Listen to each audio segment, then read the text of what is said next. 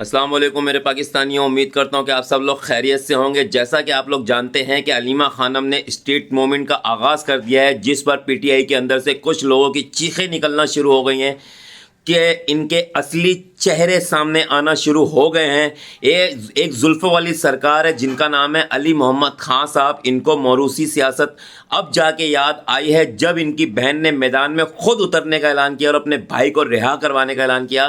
تو صاحب فرماتے ہیں کہ پی ٹی آئی کے اندر موروثی سیاست کی کوئی جگہ نہیں ہے، کوئی گنجائش نہیں ہے۔ تو جناب مجھے ایک چیز کا جواب دیں، 3 سال سے خان صاحب جیل کے اندر ہیں، عمران خان کے نام پر آپ لوگوں نے ووٹ لے کر M N A M P S بنے ہیں، قومی اسمبلی میں آپ لوگ بیٹھے ہیں، کے پی کے اسمبلی کے اندر آپ لوگ بیٹھے ہیں صرف عمران خان کے نام پہ ووٹ لے کر۔ اس سے پہلے نہ آپ لوگوں کو کوئی جانتا تھا اور نہ ہی کسی نے آپ لوگوں کو ووٹ دیا، تب آپ لوگوں کو کسی قسم کی کوئی سیاست یاد نہیں آئی۔ اور آج جب ایک بہن نے اپنے بھائی کے لیے اعلان کیا کہ میں اپنے بھائی کو چھڑواؤں گی، اور اب ان لوگوں کو ڈر صرف اس چیز کا لگ گیا ہے کہ اگر علیمہ خان کے پیچھے عوام نکل کر آ گئی اور عمران خان رہا ہو گیا تو ان کی جو دکانیں ابھی چلنا شروع ہوئی ہیں وہ دکانیں بند ہو جائیں گی،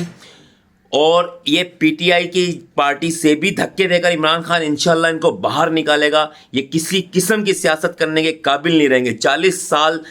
نون لیگ اور پیپلز پارٹی نے تو سیاست کر لی، لیکن یہ جو پی ٹی آئی کے ہیں نا، ابھی تو ان کی دکانوں کا سٹارٹ ہوا ہے، ان کی شروع ہونے سے پہلے ہی دکانیں بند ہو جائیں گی۔ صرف ان کو اس چیز کا ڈر ہے اگر عمران خان باہر آ گیا، کیونکہ پوری قوم جانتی ہے کہ کس طریقے سے عمران خان کے ساتھ غداری کر رہے ہیں، اس کے مرنے کا انتظار کر رہے ہیں۔ پی ٹی آئی کے اندر کوئی بھی ایک ایسا لیڈر نہیں ہے پی ٹی آئی کا جو چاہتا ہو کہ عمران خان رہا ہو جائے۔